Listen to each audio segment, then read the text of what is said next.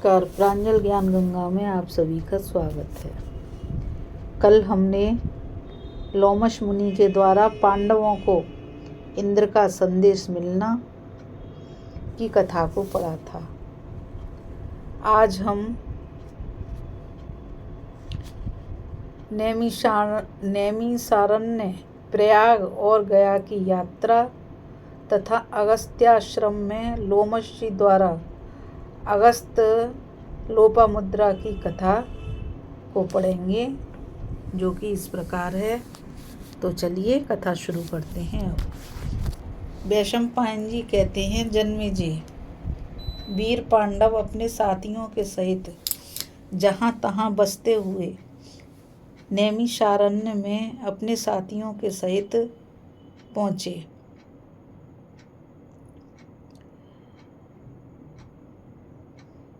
वहाँ गोमती नदी में स्नान करके उन्होंने बहुत सा धन और गोएं दान की।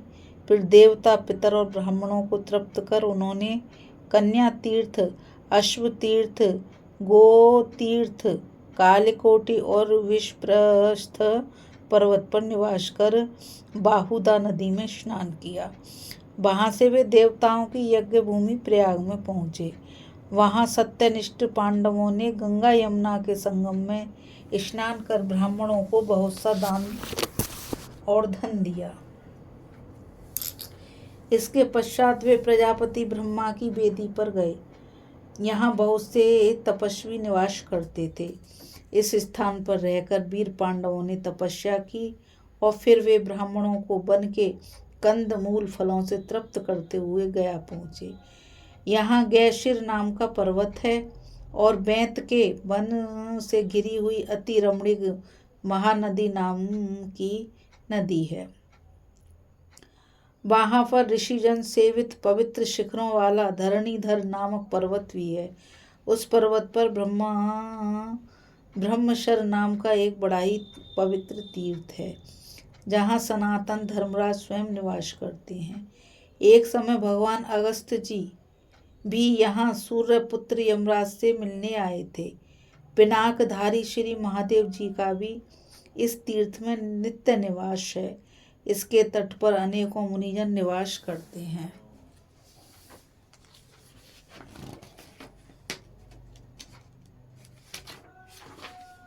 इस देश के सहस्त्रों तपोधन ब्राह्मण महाराज युधिष्ठिर के पास आए। उन्होंने वेदोक्त विधि से चातुर्मास्य यज्ञ कराया। वे विप्रवर वेद वेदांग के पारगामी तथा विद्या और तप में बहुत बड़े चढ़े थे। उन्होंने सभा जोड़कर कुछ शास्त्र चर्चा भी चलाई। उस सभा में समठ नाम के एक विद्वान और संयमी ब्रह्मचारी थे। उन्होंने अमुतर्या के पुत्र राजर्षि गय का चरित्र सुनाया। वे बोले, यहाँ महाराज गय ने अनेकों पुण्य कर्मों का अनुष्ठान किया है। उनके यज्ञ में पकवान और दक्षिणा की बड़ी भरमार थी। अन्न के सैकड़ों हजारों पर्वत लग गए थे। घी की सैकड़ों नहरें और दही की नदियाँ सी बहने लगी थी। उत्तम व्यंजनों का तांता लगा हुआ था। याचकों को नित्य प्रति खुले हाथों दान दिया जाता था। जिस प्रकार संसार में बालू के कण, आकाश के तारे और बरसते हुए मेघ की धाराओं को गिन नहीं सकता, उसी प्रकार गय के यज्ञ में दी हुई दक्षिणा भी गिनी नहीं जा सकती थी। कुरुनंदन युधिष्ठिर, राजर्षि गय के ऐसे ही अनेकों यज्ञ इस सरोवर के समीप हुए हैं। इस प्रकार गयशीर क्षेत्र में चातुर्मास्य यज्ञ कर ब्राह्मणों को बहुत सी दक्षिणा दे कुंती नंदन युधिष्ठिर अगस्त्याश्रम में आए। यहाँ उनसे लोमश ऋषि ने कहा, कुरुनंदन, एक बार भगवान अगस्त ने एक गड्ढे में अपने पितरों को उल्टे सिर लटकते देखकर उनसे पूछा, आप लोग इस प्रकार नीचे को सिर किए क्यों लटके हुए हैं? तब उन वेदवादी मुनियों ने कहा, हम तुम्हारे ही पितृगण हैं और पुत्र होने की आशा लगाए इस गड्ढे में लटके हुए हैं। बेटा अगस्त्य, यदि तुम्हारे एक पुत्र हो जाए तो इस नरक से हमारा छुटकारा हो सकता है और तुम्हें भी सदगति मिल सकती है। अगस्त्य बड़े तेजस्वी और सत्यनिष्ठ थे। उन्होंने पितरों से कहा, पितृगण आप निश्चिंत रहिए, मैं आपकी इच्छा पूर्ण करूंगा। पितरों को इस प्रकार का ढांढस बंधा। भगवान अगस्त्य ने विचार किया कि वंश परंपरा का उच्छेद न हो, इसलिए विवाह करना आवश्यक है, किंतु उन्हें कोई भी स्त्री अपने अनुकूल न जान पड़ी। तब उन्होंने विदर्भ देश के राजा के पास जाकर कहा, राजन, पुत्रोत्पत्ति की इच्छा से मेरा विचार विवाह करने का है, इसलिए मैं आपसे आपकी पुत्री लोपामुद्रा को मांगता हूँ। आप मेरे साथ इसका विवाह कर दें। मुनिवर अगस्त्य की यह बात सुनकर राजा के होश उड़ गए। वे ना तो अस्वीकार ही कर सके और न कन्या देने का साहसी। उन्होंने महारानी के पास जा उन्हें सब वृतांत सुनाकर कहा, प्रिय महर्षि अगस्त्य बड़े ही तेजस्वी हैं, वे क्रोधित हो गए तो हमें शाप दे देंगे। बताओ इस विषय में तुम्हारा क्या मत है। तब राजा और रानी को अत्यंत दुखी देख राजकन्या लोपामुद्रा ने उनके पास आकर कहा, पिताजी, मेरे लिए आप खेद ना करें, मुझे अगस्त्य मुनि को सौंपकर अपनी रक्षा करें। पुत्री की यह बात सुनकर राजा ने शास्त्र विधि से अगस्त्य जी के साथ उसका विवाह कर दिया। पत्नी मिल जाने पर अगस्त्य जी ने उससे कहा, देवी, तुम इन बहुमूल्य वस्त्राभूषणों को त्याग दो। तब लोपामुद्रा ने अपने दर्शनीय बहुमूल्य और महीन वस्त्रों को वहीं उतार दिया तथा चीर, पेड़ की छाल के वस्त्र और मृग चर्म धारण कर वे अपने पति के ही समान ही व्रत और नियमों का पालन करने लगी। तदंतर भगवान अगस्त्य हरिद्वार क्षेत्र में आकर अपनी अनुगता भार्या के सहित घोर तपस्या करने लगे। लोपामुद्रा बड़े ही प्रेम और तत्परता से अपने पतिदेव की सेवा करती थीं तथा भगवान अगस्त्य जी अपनी भार्या के साथ बड़े प्रेम का बर्ताव करते थे। राजन, जब इसी प्रकार बहुत समय निकल गया तो एक दिन मुनिवर अगस्त्य ने ऋतु स्नान से निवृत्त हुई लोपामुद्रा को देखा। इस समय तप के प्रभाव से उनकी कांति बहुत बढ़ी हुई थी। उनकी सेवा, पवित्रता, संयम, कांति और रूप माधुरी ने उन्हें बहुत प्रसन्न किया। अतः उन्होंने प्रसन्न होकर लोपामुद्रा के साथ विहार किया। तब कल्याणी लोपामुद्रा ने हाथ जोड़कर कहा, मुनिवर, इसमें संदेह नहीं कि पत्नी संतान के लिए ही पति को स्वीकार करती है, किंतु मेरे प्रति आपकी जो प्रीति है उसे भी सार्थक ही करना चाहिए।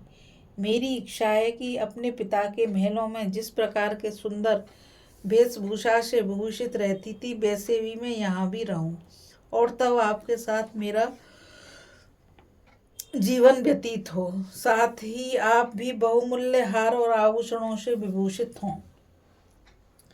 इन काश्याय वस्त्रों को धारण करके मैं रह नहीं पा रही। यह तप का बाना बड़ा पवित्र है, इसे किसी भी प्रकार अपवित्र नहीं करना चाहिए। अगस्त्य जी ने कहा, लोपामुद्रे, तुम्हारे पिताजी के घर में जो धन था वह ना तो तुम्हारे पास है और न मेरे ही पास, फिर ऐसा कैसे हो सकता है। लोपामुद्रा बोली, तपोधन इस जीवन लोक में जितना धन है उस सब को आप अपने तप के प्रभाव से एक क्षण में ही प्राप्त कर सकते हैं। अगस्त्य जी बोले, प्रिय, तुम जो कहती हो सो ठीक है, किंतु ऐसा करने से तप का जो क्षय होगा, तुम कोई ऐसी बात बताओ जिससे मेरा तप क्षीण ना हो।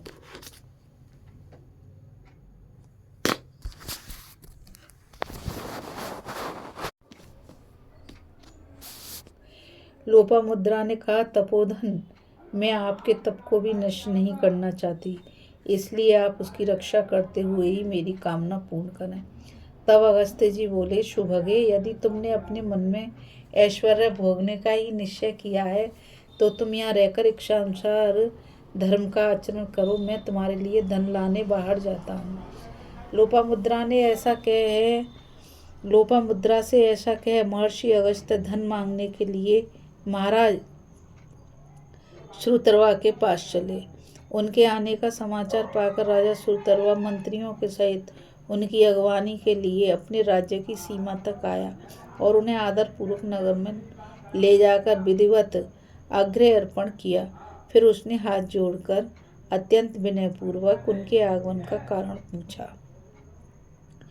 तब अगस्त्य जी ने कहा, राजन, मैं धन की इच्छा से आपके पास आया हूँ, अतः आपको जो धन दूसरों को कष्ट पहुँचाए बिना मिला हो उसी से यथाशक्ति दीजिए। अगस्त्य जी की बात सुनकर राजा ने अपना सारा आय व्यय का हिसाब उनके आगे रख दिया और कहा, इसमें से आप जो धन लेना उचित समझें वहीं ले लें। अगस्त्य जी ने देखा कि उस हिसाब में आय व्यय का लेखा बराबर था, इसलिए यह सोचकर कि इसमें थोड़ा सा भी धन लेने से प्राणियों को दुख होगा, उन्होंने कुछ नहीं लिया। फिर वे श्रुतर्वा को साथ लेकर वृषण के पास चले। वृषण ने भी अपने राज्य की सीमा पर आकर उन दोनों का विधिवत स्वागत किया, उन्हें घर ले जाकर अग्र और पाद दिया तथा उनकी आज्ञा पाकर वहां पधारने का प्रयोजन पूछा। तब अगस्त्य जी ने कहा,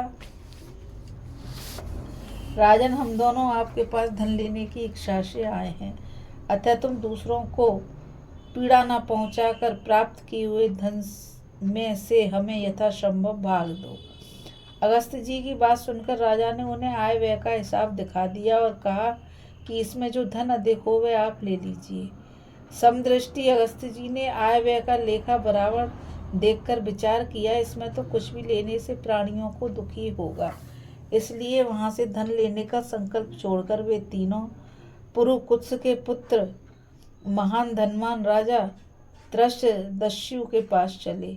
इक्ष्वाकुलभूषण महाराज त्रषदस्यु ने भी उसी प्रकार उनका स्वागत सत्कार किया। फिर भी आय व्यय का जोड़ समान देखकर उन्होंने धन नहीं लिया। तब उन सब राजाओं ने आपस में विचार करके कहा, मुनिवर, इस संसार में इलवल नाम का एक दैत्य बड़ा धनवान है, उसके सिवा हम सब लोग तो धन की इच्छा रखने वाले हैं ही। अतः वे सब मिलकर इलवल के पास गए। इलवल को जब मालूम हुआ कि महर्षि अगस्त्य राजाओं के साथ लिए आ रहे हैं तो उसने अपने मंत्रियों के सहित राज्य की सीमा पर जाकर उनका सत्कार किया। फिर हाथ जोड़कर पूछा, आप लोगों ने इधर कैसे कृपा की है, कहिए, मैं आपकी क्या सेवा करूं। तब अगस्त्य जी ने हंसकर कहा, असुरराज, हम आपको बड़ा सामर्थ्यवान और धन कुबेर समझते हैं।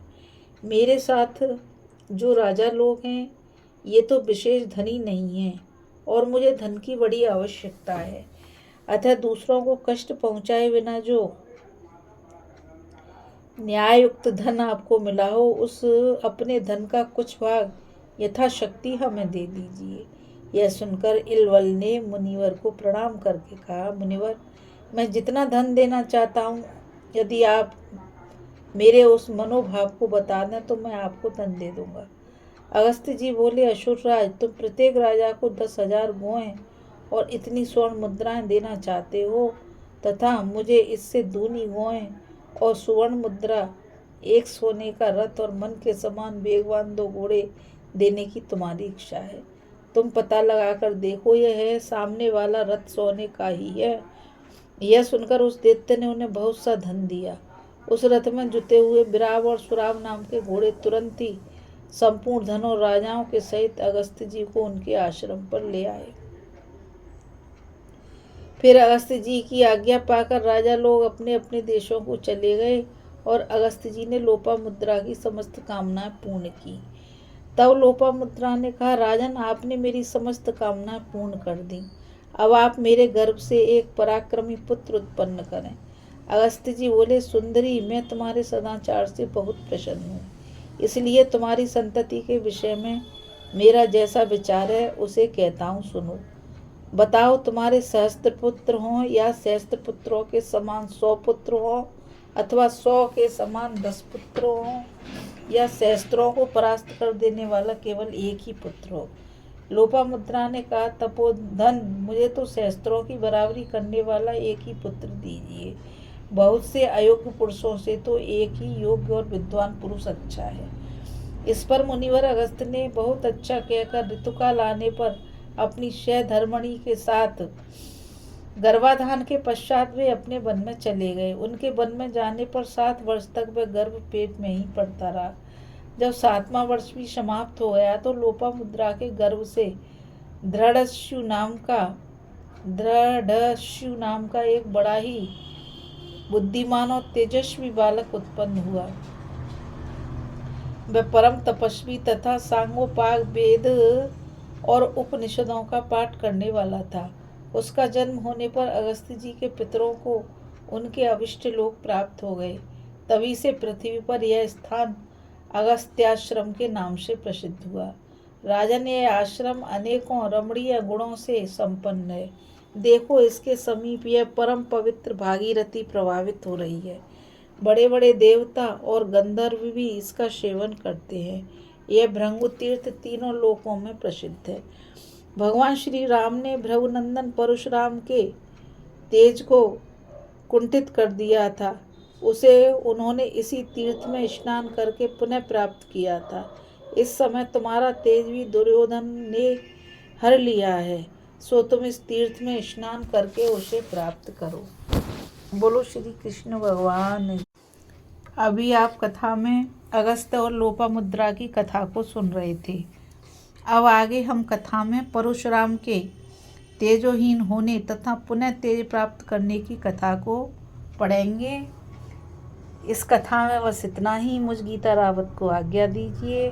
कल फिर मिलेंगे एक नई कथा के साथ। और मैं आप सभी से यही कहना चाहूँगी कि आप जो भी इस कथा को सुन रहे हैं, इस कथा को ज़्यादा से ज़्यादा लाइक करिए, शेयर करिए और सब्सक्राइब करिए तथा अपने मित्रों से कराइए, ताकि ये कथा अधिक से अधिक लोगों को प्राप्त हो सके।